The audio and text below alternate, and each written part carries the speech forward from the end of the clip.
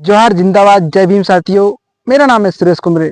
आज मैं आपको मेरे YouTube चैनल पर यूपी के सांसद चंद्रशेखर रावण जो कि छतरपुर आकर भागेश्वर वाले बाबा पर्ची वाले बाबा को चैलेंज करते, तो कैसे चैलेंज करते देखते वीडियो के अंदर क्या क्या होता है। चलिए चलते एपिसोड में।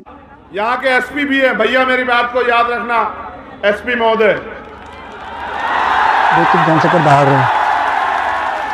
जिस दिन सरकार बदलेगी मुख्यमंत्री नहीं बजाएगा। बहुत बढ़िया। कानून के डंडे में बहुत ताकत है, कभी हमारी कभी तुम्हारी, याद रखना। कानून के डंडे में बहुत ताकत है। तो उसे गलतफहमी हुई कि वो शराब के नशे में गया और कट्टा पिस्टल जो भी हो वो लहराते हुए उसने हमारे लोगों को अपमानित किया, हमारे परिवार को बेइज्जत किया, हमारे लोगों को गालियां दी, हमारी बहन की शादी को डिस्टर्ब किया, उनको धमकाया। हमारे लोगों ने आगे बढ़ के जब मुकाबला किया तो मुकदमा दर्ज हुआ। जब मैंने घोषणा की कि हम आ रहे 17 तारीख में सरकार सुन ले, इन्हें लगा, यहाँ के एसपी भी हैं भैया, मेरी बात को याद रखना एसपी महोदय, बहुत धमकी दे रहे थे। जिस दिन सरकार बदलेगी मुख्यमंत्री नहीं बजाएगा आपको। देखिए कैसे धार रहे हैं, ऐसे धारते हैं। बहुत बड़ी। कानून के डंडे में बहुत ताकत है, कभी हमारी कभी तुम्हारी, याद रखना। मेरे लोग भी तुम्हारी इस चोट का जवाब वोट से देंगे, याद रखना। गौर करो, गौर करो मेरे नौजवान सिपाहियों, मेरे योद्धाओं। उनको पता था कि जब चंद्रशेखर आके लड़ेगा तो वो कहेगा 307 में पर्चा दर्ज। बहुत बढ़िया। छतरपुर में आकर बाबा जी को चैलेंज कर रहे हैं। मैं वकील हूं।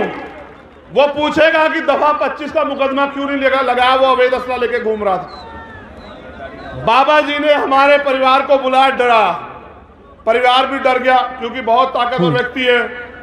मुख्यमंत्री उनके यहाँ बैठे रहते हैं, आईजी डीआईजी एसपी उनके यहाँ बैठे रहते हैं, उनको लगा इनके सामने कौन लड़ेगा। लेकिन जैसे ही ये नीले पटके वाले पीले पटके वाले उनके पास पहुंचे,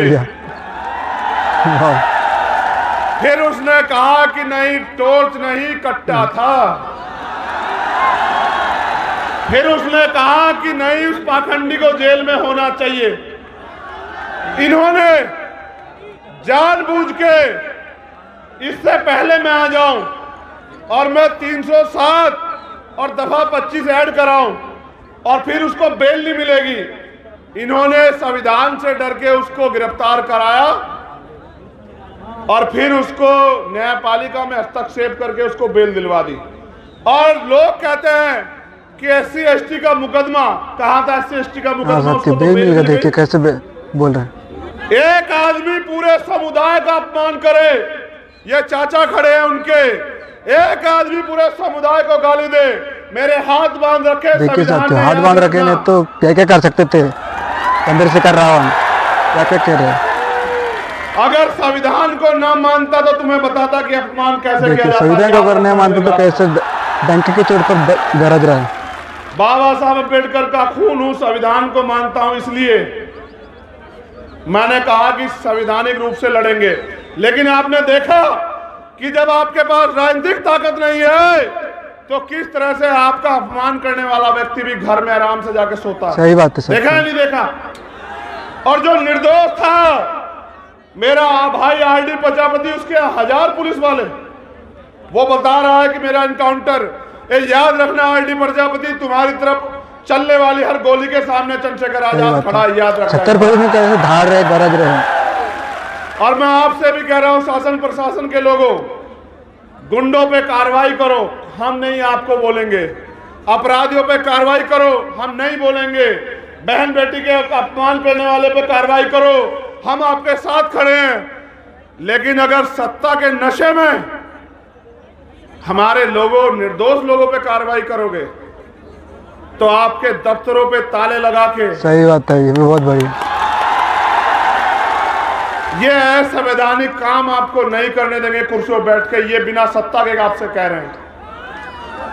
मैं चाहता तो ये सभा यहां नहीं, ये एसपी साहब के दफ्तर के बाहर होती, उनको एहसास सही बात है, सही बात, बहुत बढ़िया, बहुत।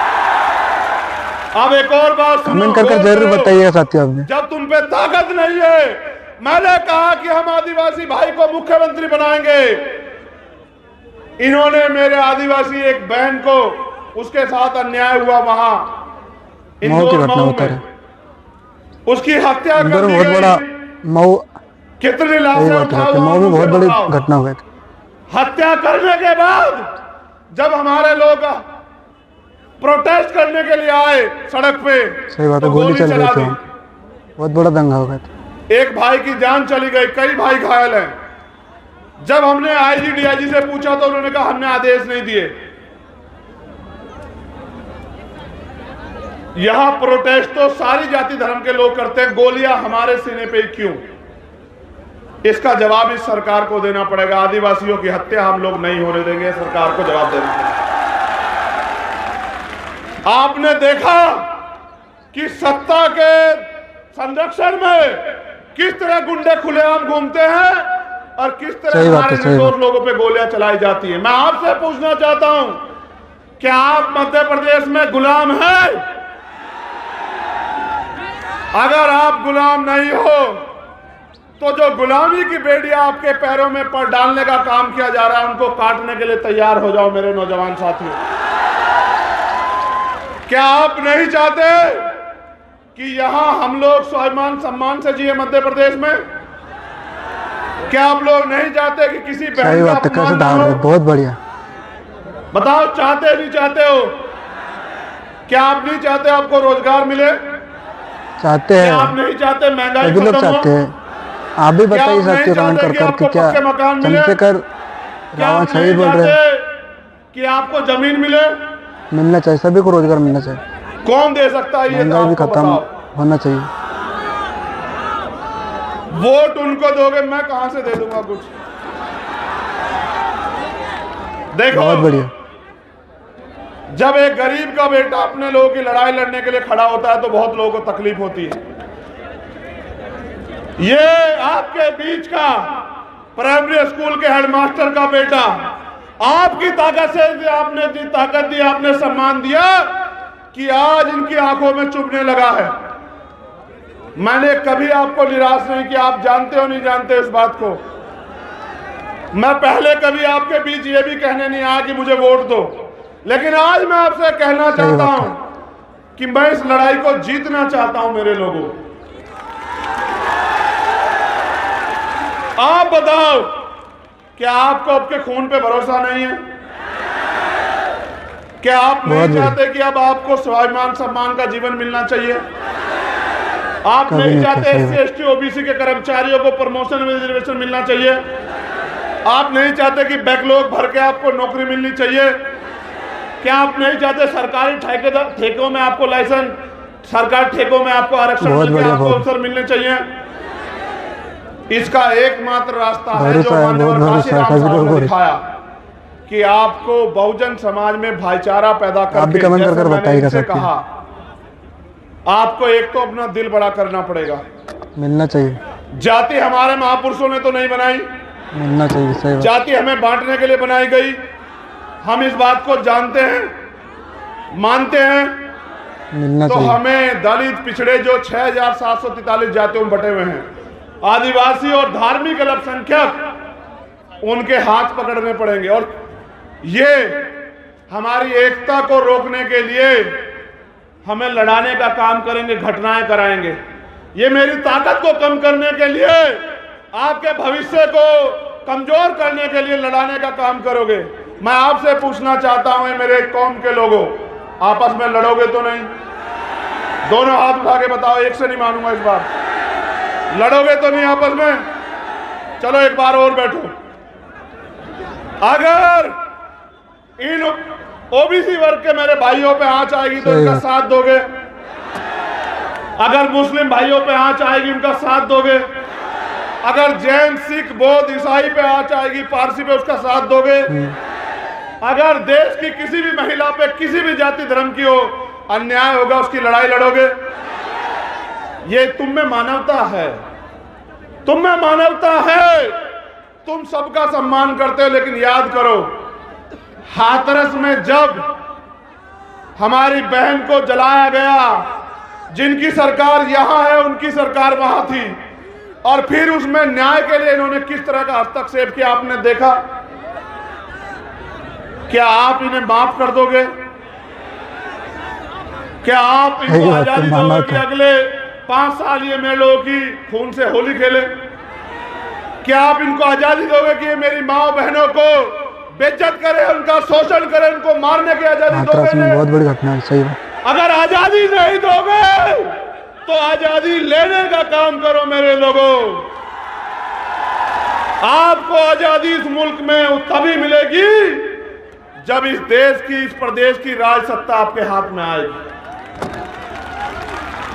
वोट आपका है तो राज किसका होना चाहिए बताओ? ऐसे ही धारना चाहिए। वोट आपका है हर नेता को, तो राज किसका होना चाहिए बताओ? जब आपका राज आएगा, सोचो आपका राज आएगा तो यहां अगर सभा होगी तो कुर्सियां लगी होंगी या जमीन पे बैठना पड़ेगा बताओ? बहुत बढ़िया, सही बात है। राजनीति पे देखो मैं धन्यवाद देता हूं यहां के एक कार्यकर्ता का, दोनों हाथ जोड़ के धन्यवाद देता हूं। हमारा ये होना चाहिए। आपने अपने पैसे का सही प्रयोग करके इस सभा को सफल बनाया। आपने जवाब दिया उनको जो ये कहते हैं कि एक गरीब का बेटा आगे नहीं बढ़ सकता, उनको जवाब दिया। आप मोटरसाइकिल पे आए, पैदल आए, और मैं जानता हूं, मैंने देखा भूखे पेट आए, मैंने देखा भूखे पेट आए हो, मैंने देखा। आप इस जरा सी जगह कम पड़ी है, आप अपने पैर पे खड़े हो। मेरे खून का एक एक कतरा आपके सम्मान में हमेशा जारी रहेगा, इस बात को आप याद रखना। एक कहावत है पंजाब में, सुनोगे? सुनाऊं? कहावत है, मन पक्के दूध दा कीपा, मन पक्के दूध दा कीपा, अगर कटड़े नू चुंगन नहीं मिलिया। इसको हिंदी में समझ लो, उस वोट का क्या फायदा? बहुत बढ़िया, बहुत बढ़िया। पहले उसको समझा दूं, मन पक्कन दूध यानी के इतने सारे दूध का क्या मतलब, क्या फायदा अगर कटड़े को, भैंस के बच्चे को चुंगने को ना मिले, उसका पेट ना भरे। इस आपकी वोट का क्या फायदा होगा अगर आपकी सरकार, आपकी सत्ता ना आए? आप बताओ। वोट आपकी सरकार उनकी ये नहीं चलने दो मेरे लोगों, वो आपके बदन से खाल खींच लेंगे। वो ये क्या करेंगे पता? वो कल आएंगे आपके मकानों पे कागज लेके कि खाली करो, खाली करो, ये जमीन सरकार की है, बुलडोजर चलेगा। सही बात है। उनका बुलडोजर को भी जवाब देंगे, लेकिन आप पे मौका आ गया, आप यहां आए हो तो यहां से प्रण लेके जाना मेरे साथियों कि इस बार किसी भी कीमत पे हम अपने भाईचारे को टूटने नहीं देंगे और अपने भाई को यहां से छतरपुर की धरती से ताकत देके भेजोगे। ये वादा करना पड़ेगा आपको। क्या तो मुझे कहो कि कोई और परीक्षा बाकी है चंद्रशेखर आजाद, वो परीक्षा दो। क्या तो मुझसे परीक्षा लो या फिर मेरा साथ दो। मेरा साथ दोगे तो आजादी मिलेगी, अवसर मिलेंगे, स्वाभिमान सम्मान का जीवन मिलेगा, मालिक बनोगे। और मेरा साथ नहीं दोगे तो रोज अखबार पढ़ोगे तो यही मिलेगा। हर परीक्षा देने के लिए तैयार है चंद्रशेखर रावण। निकलो गांव में, मीटिंग करो, जाओ, मेरी बहनों को, माओ को बताओ कि अब उनके बच्चे, उनका खून मैदान में है, अब उनके सम्मान के साथ समझौता नहीं होने देंगे। आपको आज नहीं तो कल फैसला लेना है कि आप यहां गुलामों की तरह जियोगे या मालिक की तरह जियोगे, ये फैसला आपको लेना है। सही बात। मैं धन्यवाद देता हूं हमारे एक एक कार्यकर्ता, नेता, साथी और समाज सेवी को, अपनी बहनों को स्पेशली। देखो, बहनों को एक बार नहीं कहना पड़ा ना कि बैठ जाओ, ये है मातृशक्ति का बल, बहुत बढ़िया, बहुत बढ़िया, उसका समर्पण। इन मातृशक्ति को आपको जाके समझाना पड़ेगा कि अंधविश्वास पाखंडवाद से बाहर निकल के बाबा साहब अम्बेडकर की मूवमेंट की तरफ चलो, फूले साहू की मूवमेंट की तरफ चलो। अगर बनना है तो बनो मां अवंतिका बाई लोधी, बनना है तो बनो मां झलकारी बाई, बनना है तो बनो मां पन्ना धाई, बनना है तो बनो मां रमाबाई, बनना है तो बनो मां सावित्री बाई, बनना है तो बनो मां फातिमा शेख, और अगर बनना है तो बनो फूलन देवी। कि इतिहास आपको आपके गौरव से याद रखे। मैं अपनी बहनों से कहना चाहता हूं, एक कदम की दूरी है गुलामी की बेड़ियां काटने में। इस बार पैसे वालों के चक्कर में मत पड़ना, अपने खून का साथ देना, मुझे इस लड़ाई को लड़ने की ताकत देना। मैं पूरी जिम्मेदारी से कह रहा हूं इस मंच पे। बहुत बढ़िया, बहुत बढ़िया। आपकी तरफ हर उठने वाली हर आंख को चंद्रशेखर आजाद के गर्दन काट के जाना पड़ेगा, उससे पहले मुकाबला नहीं होगा। यहां जो स्थापित दल हैं उनके नेता आपसे आगे क्या कहेंगे, वो आपके रिश्तेदार भी होंगे। क्या कहेंगे? चंद्रशेखर आजाद को छोड़ो। अगर आपको लगे कि चंद्रशेखर आजाद आपका अपना नहीं तो छोड़ देना, मैं बिल्कुल कह रहा हूं। और अगर आपको लगे कि ये आपका है और इसको आपको ताकत देनी है, आपको मनुवादियों के हाथों नहीं छोड़ना कि वो उसका कत्ल कर दे, तो फिर मुझे इस लड़ाई को लड़ने का अवसर देना मेरे लोगों। मैंने उस दिन भी कहा था भोपाल से, आपकी सारी मांगे जो मांग पत्र आप देते हो, मैं उसको घोषणा पत्र बना दूंगा। याद रखना मेरी बात को। आपके चेहरे की उदासी, आपकी परेशानियों को मैं सींच लूंगा। मैं धन्यवाद देता हूं हमारी लीडरशिप को यहां की, वो बहुत मेहनत करते हैं। मैं उनकी एकता का धन्यवाद देता हूं। ये चाहे सागर वाले हों या